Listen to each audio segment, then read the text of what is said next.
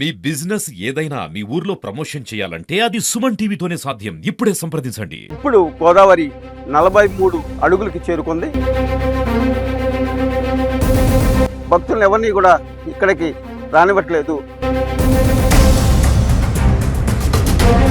ఇప్పుడు 48 అడుగులు కనుక వస్తే కనుక సుభాష్ నగర్ కాలనీ అదేవిధంగా కొత్త కాలనీలోకి నీరు వచ్చేటువంటి అవకాశం ఉంది కాబట్టి వెల్కమ్ టు సుమన్ టీవీ. ఈరోజు మనం భద్రాచలం స్థానాల రేవు దగ్గర ఉన్నాము. నా వెనక కనిపిస్తుందంతా కూడా గోదావరి. ఇప్పుడు గోదావరి 43 అడుగులకి చేరుకుంది. మొదటి ప్రమాద హెచ్చరిక అధికారులు జారీ చేశారు. అయితే ఈ మధ్యాహ్నానికి లేదా సాయంత్రానికి 48 అడుగులు వరకు కూడా వచ్చే అవకాశం ఉంది. 48 అడుగులు వస్తే దాదాపు రెండో ప్రమాద హెచ్చరిక జారీ అవుతుంది. అట్లాగే 53 అడుగులకి వస్తే మూడో ప్రమాద హెచ్చరిక జారీ అవుతుంది. ఇప్పుడు ఉన్న పరిస్థితి ఏంటంటే, ఇప్పుడు మనం చూస్తుంది స్థానాల రేవు పూర్తిగా కూడా ఇక్కడ ముంపుకు గురైంది. ఇటు భక్తులను ఎవరిని కూడా పోలీసు యంత్రాంగం కానీ అలాగే టెంపుల్ కానీ మొత్తం కూడా ఇక్కడ పహారా కాస్తూ ఇక్కడ ఏదైతే భక్తులను ఎవరిని కూడా ఇక్కడికి రానివ్వట్లేదు. అట్లాగే ఇక్కడ గోదావరి ఏదైతే మన భద్రాచలం టౌన్లో సుభాష్ నగర్ కాలనీ కానీ అట్లాగే మిగతా కాలనీలు కొద్దిగా 48 వస్తే ముంపుకి గురయ్యే అవకాశం ఉంది.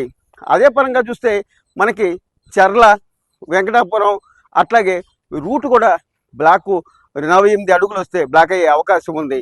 సీతవాగు పర్ణశాల దగ్గర సీతవాగు పూర్తిగా కూడా ముంపుకి గురైందని తెలుస్తుంది.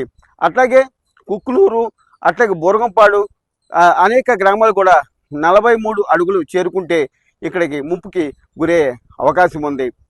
అయితే ఇప్పుడు మనం ఇక్కడ ఉంది మనం చూస్తున్నది ఇక్కడ ఇది స్థానాల రేవు. ఇక్కడ మనం గోదావరి నిండు గోదావరిని మనం చూడొచ్చు.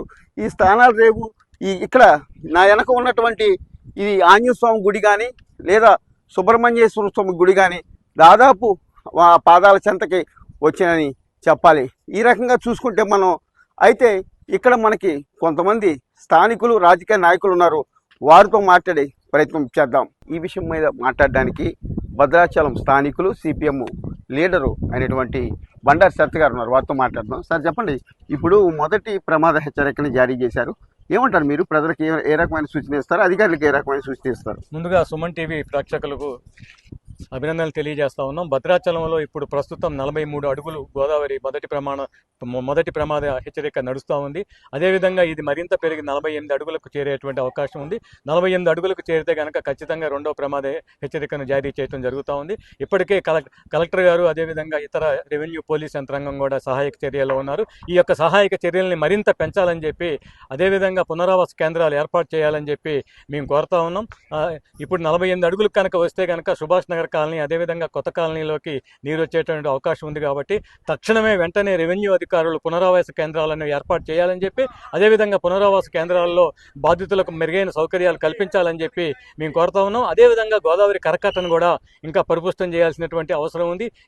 ఇసుక బస్తాలు సిద్ధం చేయాలి. అదేవిధంగా గజ ఈతగాళ్ళను కూడా రెడీ చేయాలని చెప్పి ఈ యొక్క మేమంతా కోరుతా ఉన్నాం. ఈ విషయమై మాట్లాడడానికి బీఆర్ఎస్ నాయకులు పట్టణ నాయకులు సునీల్ గారు ఉన్నారు. వారితో మాట్లాడదాం. సార్ చెప్పండి, ఇప్పుడు మొదటి ప్రమాద హెచ్చరిక జారీ అయింది, రెండో ప్రమాద హెచ్చరిక కూడా రావచ్చు అంటున్నారు. అధికారులు ఏం జాగ్రత్త తీసుకోవాలి, ప్రజలు ఏ జాగ్రత్త వహించాలని మీరు అంటారు? గోదావరి పరివాహ ప్రాంత ప్రజల్ని ఎప్పటికప్పుడు అప్రమత్తం చేస్తున్న సుమన్ టీవీకి ప్రత్యేకమైన ధన్యవాదాలు తెలియజేస్తూ, మరి ఈరోజు భద్రాచలం ప్రాంతం గోదావరి పరివాహ ప్రాంత ప్రజలకి గోదావరి అనేది పెద్ద కొత్త ఏం కాదు. అయినప్పుడు కూడా ప్రభుత్వం తగు జాగ్రత్తలు తీసుకోవాల్సిన అవసరం దీంట్లో ఎంతైనా ఉంది. ఇప్పటికే దోపుసులు ఆడుతూ ఉంది. గతంలో ఒకసారి వచ్చిపోయింది 43 అడుగులు, మళ్ళీ రెండోసారి వస్తూ ఉంది.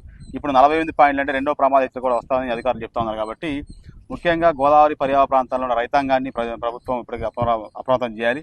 అదేవిధంగా భద్రాచలం పట్టణంలో కూడా అనేక ముంపు కాలనీలు ఉన్నాయి. ఇలా స్లూయేజ్ లీకేజీలు వచ్చే పరిస్థితి ఉంది. ఈ స్లూయేజ్ లీకేజీలు ఏం లేకుండా కూడా ప్రభుత్వం ఆలోచన చేసి పునరావాస కేంద్రాలు ఏర్పాటు చేసి ఎక్కడ కూడా గోదావరి ఇంకా పెరిగినా 40-50 అడుగులు వచ్చినా కూడా ఎక్కడ కూడా ప్రజలకు ఇబ్బందులు కలగకుండా అదేవిధంగా ఇక్కడ స్థానిక ప్రజలకు కానీ ఎటువంటి ప్రమాదం జరగకుండా ప్రజలందరినీ అప్రమత్తం చేయాల్సిన బాధ్యత అధికార యంత్రాంగానికి ప్రభుత్వానికి ఉందని తెలియజేస్తూ ప్రజలను అప్రమత్తం చేస్తున్నటువంటి సుమన్ టీవీకి అధికారులు కూడా ధన్యవాదాలు తెలియజేస్తా ఉన్నాం. అయితే సాయంత్రానికి 48 అడుగులు గోదావరి వచ్చే అవకాశం ఉందని చెప్పని మనకి తెలుస్తుంది. అయితే జిల్లా కలెక్టర్ కానీ అలాగే ఎస్పీ కానీ అన్ని ఏర్పాట్లు కూడా పునరావాస కేంద్రాలు కానించి అన్ని ఏర్పాట్లు కూడా ఇక్కడ ఎవరికి కూడా ఇబ్బంది లేకుండా చేయడం జరిగింది. వీడియో జర్నలిస్ట్ బాలసూర్యతో నాగరాజ్ సుమన్ టీవీ భద్రాచలం స్థానాల రేవు నుంచి.